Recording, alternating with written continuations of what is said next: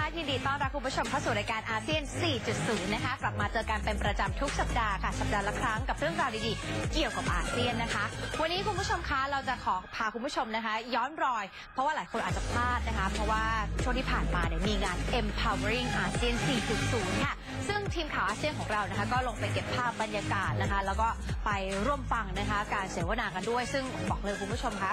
มีแต่เรื่องราวดีๆทั้งนั้นนะคะจากผู้นำหลากหลายวงการค่ะที่มาแบ่งปันประสบการณ์เกี่ยวกับอาเซียนนะคะวันนี้เราคัดมา3คนมีทั้งจาก Lazada ประเทศไทยนะคะมี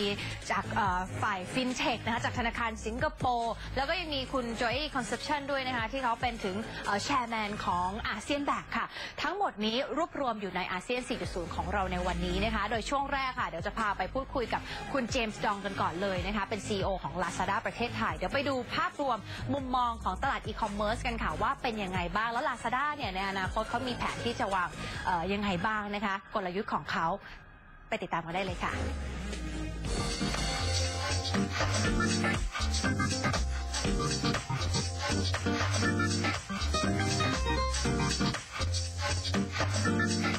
First of all, thank you very much, Mr. James, for granting this interview with me. Well, thank you for having us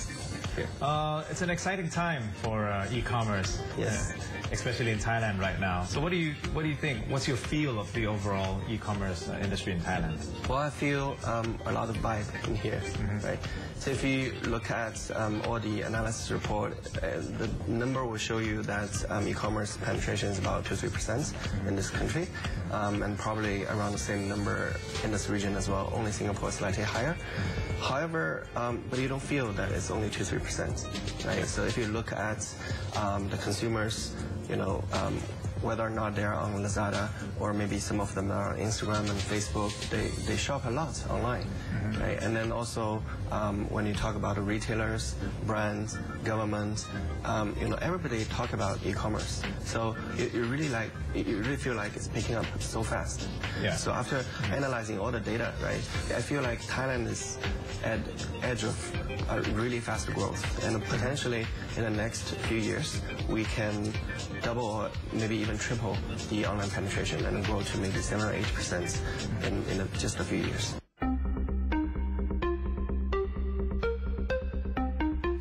But there are a lot of challenges, though. You get competitors that are coming up, you know, opening platforms for as an option for the users here. Yes. Generally speaking, you know, as a leading e-commerce player in this part of the world for Alibaba Group in Asia and also Lazada in Southeast Asia, right? Generally speaking, we welcome competition because, as I said, the market is still at a very early stage right now. We need actually more players like us and also the brands and the retailers to jointly do this together to educate the customers, to give the service that they really like, and then eventually go beyond e-commerce. We might even create an ecosystem or grow it to a digital economy.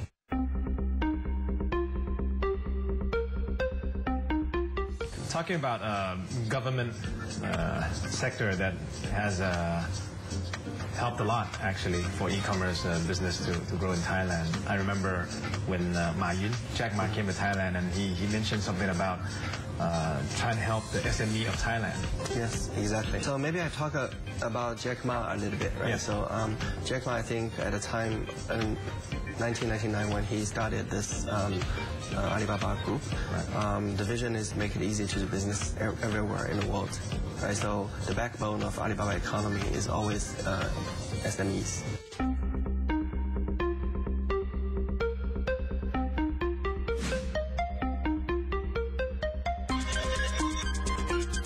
A lot of people ask me why Thailand is so important to Alibaba Group and to Lazada, right? Because a lot of people say population, you know, 60-something million, it's not that large, right? But then if you look at the connection between these two countries, there are more than 10 million Chinese tourists to Thailand every single year. Yeah. So the payment, the travel, food and beverage industry, and also the relationship was great. The trade was super healthy. Yeah. So from our group, e-commerce perspective, right? So I think we've been trying to build a very balanced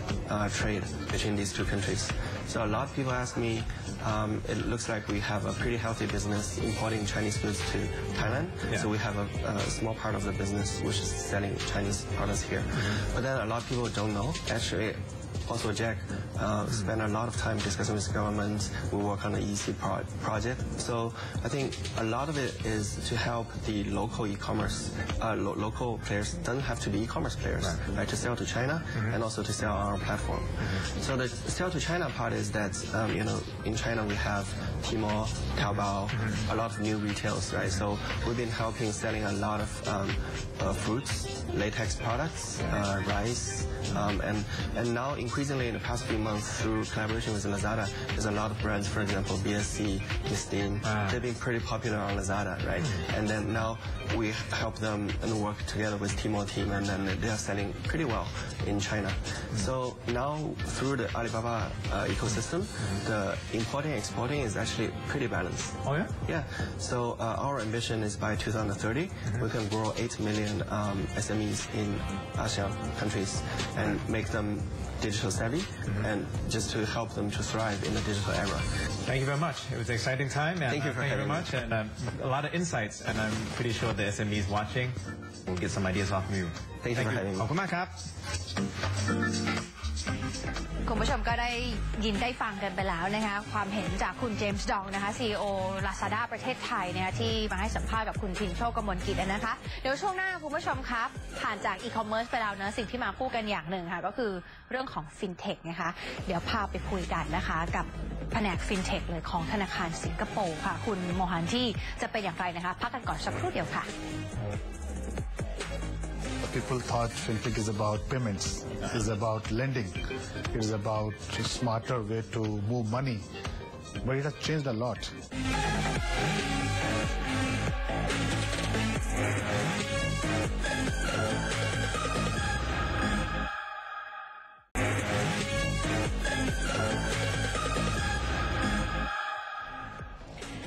มาถึงช่วงที่ 2 กับรายการอาเซียน 4.0 แล้วนะคะคุณผู้ชมในช่วงนี้เนี่ยนะคะเป็น Special Interview ค่ะสัมภาษณ์พิเศษนะคะจากงาน Empowering อาเซียน 4.0 ที่เพิ่งผ่านพ้นไปเมื่อสักครู่นี้หลายคนพลาดไปไม่เป็นไรสามารถไปชมย้อนหลังกันได้นะคะเป็นบทสัมภาษณ์ระหว่างคุณทินโชคกมลกิจนะคะกับทาง CEO ของ Lazada ประเทศไทยบอกเล่ามุมมองภาพรวมของ e-commerce ไปเรียบร้อยแล้วทีนี้อีกอย่างหนึ่งคุณผู้ชมคะที่มาคู่ขนานกันตลอดเลยนะคะกับ e-commerce ก็คือเรื่องของ fintech คือ fintech เนี่ยนะคะเดี๋ยวนี้เนี่ยเข้ามามีบทบาทมากนะคะไม่ใช่แค่เฉพาะเรื่องของการโอนเงินผ่านโทรศัพท์มือถือเท่านั้นซึ่งทิศทางของ fintech เนี่ยค่ะมันจะไปในทิศทางไหนกันบ้างนะคะเดี๋ยววันนี้พาไปคุยกับคนนี้เลยค่ะโซเพนดูโมฮันที่เขาเป็น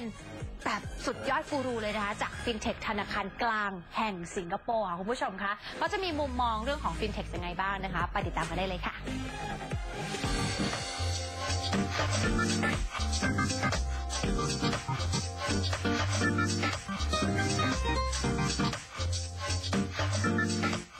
Mr. Mohanty, thank you very much for granting us this interview. Thanks for having me. What's your point of view on fintech in our current economy, world economy right now? How important it is for fintech to be involved? I think the word fintech has evolved almost, I'll say 10 years from now. Yeah. If you think about fintech, people thought fintech is about payments, is about lending. It is about a smarter way to move money, but it has changed a lot. And last 3 years, especially in ASEAN, it has changed a lot. The fintech has moved from this early consumer-facing services to more deeper financial services. It has gone to insurance, claim processing, risk management, how to do better credit decisioning, the whole stack of banking sector, the whole stack of insurance sector, the asset class, the asset management, they're all going through a massive, rapid transformation. And fintech is going to these services, transforming them and making it much better. Is it replacing human beings? I would say that is too far from now. I think it's still too far from. My sense is that the technology is going to fix what is legacy issues here.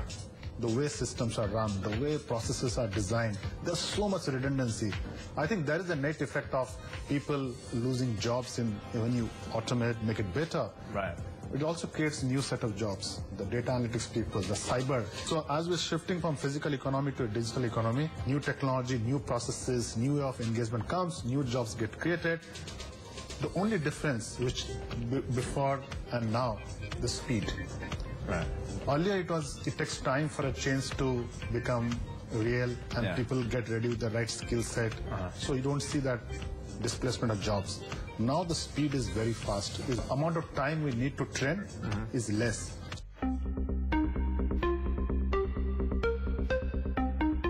How can ASEAN countries prepare themselves to embrace fintech? A very good question. I think if you think there are many players in the ecosystem, everybody has to contribute to that space. There's a role for government to play. There's a role for private sector to play. There's a role for academics, institutions, universities to play. And there's a role for people of the country to play. And you cannot have one part of the ecosystem getting ready for fintech, things will work. For example, you want your government to build infrastructure which supports better payment services. You want people to adopt electronic payment. Use mobile phone to send money to each other. Digital behavior has to come from people.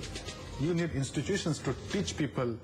who will serve this market, who will going to create new products and services for this market. So everybody plays a role. So I see it as an ecosystem where everybody contribute through different ways to make it work.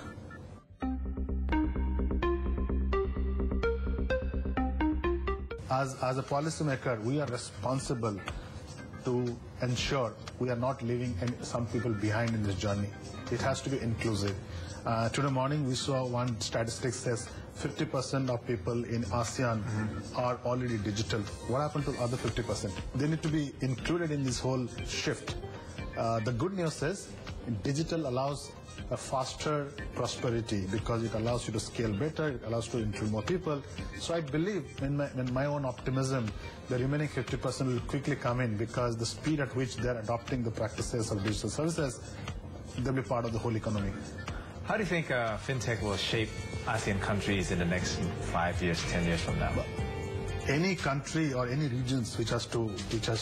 grow, the financial services is the key enabler for the growth. Right. People must have access to credit. People must have access to better way to move money. People must have access to financial services product so that they can grow their wealth. So it's almost a fundamental pillar for the success of ASEAN to grow. So fintech is going to enable each of the services with better use of technology and more efficient use of technology, maybe more secure way of technology to your cyber security issues. Maybe better technology, better solutions, better secure way of doing things makes it much better. In fact, I will argue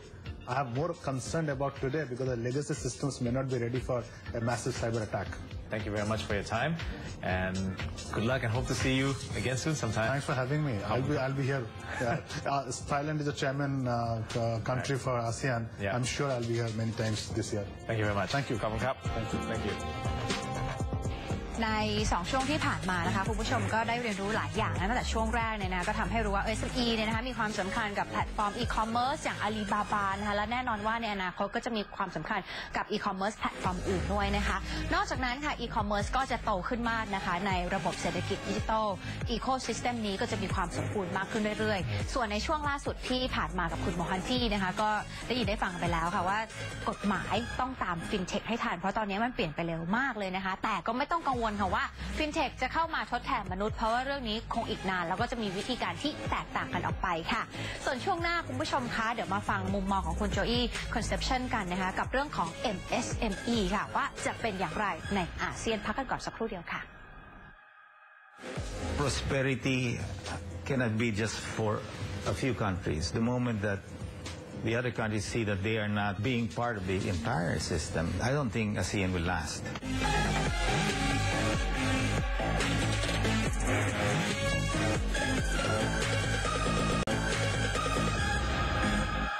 มาถึงช่วงที่ 3 แล้วนะคะคุณผู้ชมก็น่ารักมากด้วยติดตามกันมาจนถึงช่วงสุดท้ายสุดของรายการเลยนะคะช่วงนี้คุณผู้ชมคะเดี๋ยวพาไปฟังมุมมองคุณโจอี้คอนเซปชันโอ้โหคนนี้เนี่ยเป็นสุดยอดจริงเขาเป็นทั้งประธานนะคะที่ปรึกษาเกี่ยวกับ entrepreneurship นะคะแล้วก็ยังเป็นแชร์แมนของอาเซียนแบกด้วยค่ะจากฟิลิปปินส์นะคะก็มาแชร์มุมมองเรื่องราวของนี่แหละค่ะการปฏิวัติยุคอุตสาหกรรม 4.0 ที่เรากำลังเนี่ยก้าวเดินสู่ 4.0 เนี่ยนะคะนอกจากนั้นก็ยังให้มุมมองดีๆเกี่ยวกับเรื่องของ MSME ด้วยโดยมันมีหลักการอยู่อย่างหนึ่งค่ะเขาเรียกว่า 3M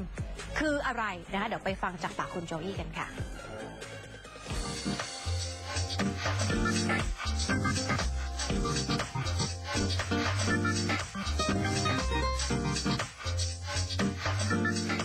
First of all, thank you so much for having us, Mr. Joy, and definitely for allowing us to interview you about empowering ASEAN 4.0. We have noticed that empowering people is key to success for moving forward towards 4.0. Can you tell us why that is? When we talk about ASEAN and 10 countries coming together like a brotherhood, trying to help one another, the key component really there is how do we sustain the prosperity, not just by the countries that are doing very well, but especially the countries that are not doing very well. Prosperity cannot be just for a few countries. I mean, if the moment that the other countries see that they are not being part of the entire system of the platforms, and then I don't think ASEAN will last. And that prosperity for all is, to me, a key component in how we elevate the marginalized poor and scale them up. And how do you do that, basically? Education is a key component. What we really have to do is to strengthen the skills that they can do. We try to identify the strength of an individual person, whether he is good in engineering, marketing, or journalism, etc.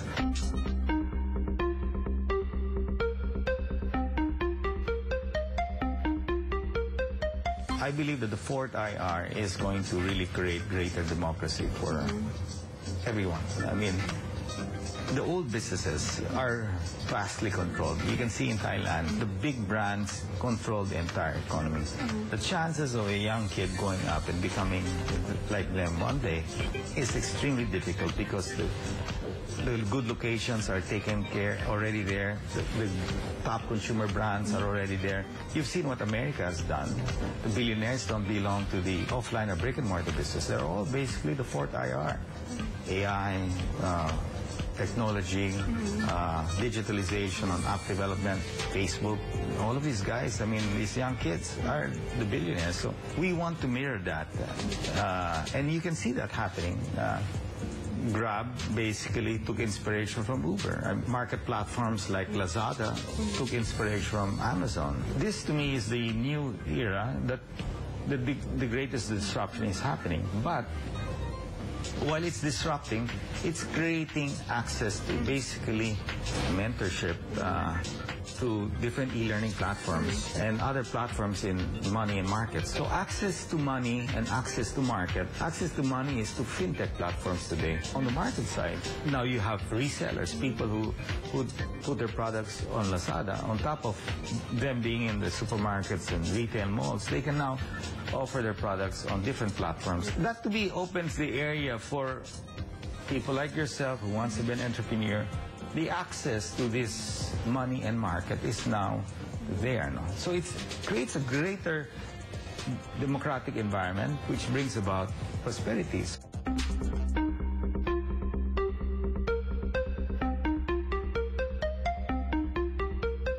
As ASEAN is like home to MSME, they are like the backbone of ASEAN countries. So how will you, as a presidential advisor on entrepreneurship, will help to enhance their abilities in the digital economy? So basically, mentorship, money, and market is The 3Ms? The 3Ms that are very important in really helping an entrepreneur. I believe that digitalization is going to enhance the reach. And what is key is that we have to really educate the young kids. So for Thai entrepreneurs, the newcomers, do you have any advice for them? Thai entrepreneurs are lucky because your infrastructure development is fantastic. I mean, it's amazing that Thailand has using tourism and now focusing on digital platforms. The entrepreneur today can be well equipped if he understands how to do that. So, and the opportunities are there, especially for those who have a great level of creativity and innovation. So how do you sell your service? Use these market platforms of service. Thank you so much, Mr. Choi. ขอบคุณค่ะ Thank you. Thank you. วันนี้ถือว่าโชคดีมากๆเลยค่ะคุณผู้ชมคะได้ฟังความคิดเห็นนะคะของผู้นำหลากหลายวงการในอาเซียนเลยทีเดียวนะคะจากงาน Empowering ASEAN 4.0 อย่างคุณโจอี้เมื่อสักครู่นี้ก็ได้บอกไปแล้วนะคะว่า MSME เนี่ยถือว่าเป็นกระดูกสันหลังของเศรษฐกิจอาเซียนเลยก็ว่าได้แล้วผู้ประกอบการไทยก็โชคดีมากๆด้วยค่ะเพราะว่าเรามีโครงสร้างพื้นฐานทุกอย่างเตรียมไว้พร้อมหมดแล้วและสำคัญอย่าลืมนะคะเรื่องของ 3M Mentorship Money แล้วก็ Market ยิ่ง Money กับ Market นี่ไม่ต้องพูดถึงค่ะยุค 4.0 เดี๋ยวนี้เข้าถึง Asset ได้ง่ายมากๆนะคะแต่สิ่งสำคัญอย่างหนึ่งเลยที่คุณโจอี้เขาย้ำแล้วเรื่องของกุญแจสู่ความสำเร็จก็คือเรื่องของการ empowering people คือการพัฒนาทักษะพัฒนาการศึกษาของคนในยุคปัจจุบันให้เรียกว่าเก่งขึ้นไปเรื่อยๆให้ทัดเทียมนะคะกับยุค 4.0 นั่นเองค่ะและแน่นอนคุณผู้ชมคะช่วงแรกเนี่ยคุยกับคุณเจมดอง Lazada ประเทศไทยไปแล้ววันนี้ค่ะในช่วงท้ายสุดของเรานะคะเศรษฐกิจดิจิทัลเนี่ยก็มีข่าวเกี่ยวกับ Lazada เหมือนกันเดี๋ยวติดตามกับคุณดลยนาบุญนาคกันค่ะวันนี้ก็มีเรื่อง Lazada เห็นบอกเขาจะเปิดอะไรใหม่นะคะคุณดลยนาทาง Lazada นะคะเขาบอกว่าจะเปิดซุปเปอร์มาร์เก็ตของตัวเองแล้วนะคะซึ่งจะเหมือนเหอหมาของอาลีบาบาหรือเปล่าเดี๋ยวเรามาติดตามกันค่ะได้เลยค่ะไปติดตามกันได้เลยกับคุณดลยนาบุญนาคค่ะช่วงสรุปข่าวอาเซียน 4.0 สัปดาห์นี้นะคะเราก็ยังมีเรื่องราวที่น่าสนใจมาฝากคุณผู้ชมเช่นเคยค่ะโดยเฉพาะของทาง Lazada ค่ะที่ล่าสุดจะเปิดตัวซุปเปอร์มาร์เก็ตของตัวเองค่ะLazada เตรียมเปิดตัวซุปเปอร์มาร์เก็ตบนแพลตฟอร์มของตัวเองโดยจะควบรวมกับ Red Mart ซุปเปอร์มาร์เก็ตออนไลน์ของสิงคโปร์ที่ทาง Lazada เข้าซื้อกิจการไปเมื่อปี 2016 ค่ะซึ่งจะทำให้สินค้าต่างๆของ Red Mart กว่า 160,000 ชิ้นจะอยู่บนแพลตฟอร์มของ Lazada ทั้งหมดเลยค่ะซึ่งถือว่าสอดคล้องกับเทรนด์การจับจ่ายซื้อของในซุปเปอร์มาร์เก็ตออนไลน์ที่คาดว่าจะมีมูลค่าตลาดสูงถึง $3,900 ล้านภายในปี 2021 ค่ะ Uber เปิด Uber Boat บริการรับส่งผู้โดยสารด้วยเรือสปีดโบ๊ทในเมืองมุมไบของอินเดียโดยบริการของ Uber Boat จะให้บริการตามเส้นทางเรือที่มีอยู่ในปัจจุบันซึ่งรวมถึงสถานที่ท่องเที่ยวที่ได้รับความนิยมค่ะซึ่งบริการเรียกเรือโดยสารของ Uber นั้นสนนราคาอยู่ที่ประมาณ 2,490 บาทสำหรับสปีดโบ๊ท 6-8 ที่นั่งแต่ถ้าอยากใช้บริการสปีดโบ๊ทขนาดใหญ่ 10 ที่นั่งหรือ Uber Boat XL ราคาจะอยู่ที่ประมาณ 4,151 บาทค่ะธนาคารกรุงศรีอยุธยามุ่งพัฒนาช่องทางดิจิทัลให้มากขึ้นในปีนี้และกระตุ้นให้ลูกค้าหันมาใช้บริการโมบายแบงกิ้งและการสแกน QR Code ให้มากขึ้นโดยในปี 2561 ที่ผ่านมามีจำนวนผู้ใช้แอปพลิเคชันกรุงศรีโมบายถึง 2,500,000 รายด้วยกันเพิ่มขึ้นจากปีก่อนซึ่งอยู่ที่ 1,200,000 รายค่ะและก็ยังมียอดธุรกรรมทางการเงินถึง 1,000 ล้านรายการด้วยกันค่ะทั้งนี้ธนาคารกรุงศรีอยุธยาตั้งเป้าว่าจะมีผู้ใช้แอปพลิเคชันกรุงศรีโมบายในปีนี้จำนวน 5 ล้านรายด้วยกันค่ะนอกจากนี้ทางธนาคารก็ยังเดินหน้าพัฒนาด้านนวัตกรรมทางการเงินหรือฟินเทคผ่านกรุงศรีฟินโนเวทซึ่งลงทุนในสตาร์ทอัพกว่า150รายโดยใช้งบลงทุนมากถึง 5,500 ล้านบาทถึง 7,500 ล้านบาทด้วยกันค่ะและกลับมาติดตามข่าวเศรษฐกิจดิจิทัลในอาเซียนได้ใหม่ในสัปดาห์หน้าค่ะขอบคุณมากนะคะน่าสนใจมากๆเลยทำให้เราได้คิดตามไปด้วยนะคะไม่ว่าจะเป็นเรื่องของ Lazada ไปเปิดซุปเปอร์มาร์เก็ต Uber ไปทำเรือแล้วก็เรื่องของโมบายแบงกิ้งอีกที่ตอนนี้ก็ต่างคนต่างพัฒนาทำให้เราเห็นอย่างหนึ่งคุณผู้ชมสัจธรรมของการทำธุรกิจในทุกวันนี้คือถ้าคุณไม่ปรับตัวถ้าคุณไม่พัฒนาตัวเองนะคะเข้าสู่ดิจิทัลแล้วก็มีสิทธิ์โดน disrupt แน่ๆค่ะแต่ไม่เป็นไรติดตามรายการของเรานะคะรับรองไม่โดน disrupt แน่นอนค่ะวันนี้หมดเวลาแล้วนะคะของรายการอาเซียน 4.0 ขอบคุณคุณผู้ชมทุกท่านมากนะคะที่ติดตามกันมาถึงนาทีสุดท้ายวันนี้เจอกันใหม่สัปดาห์หน้าวันนี้ดิฉันชนวัจนานนท์และทีมข่าวอาเซียนลาไปก่อนนะคะสวัสดีค่ะ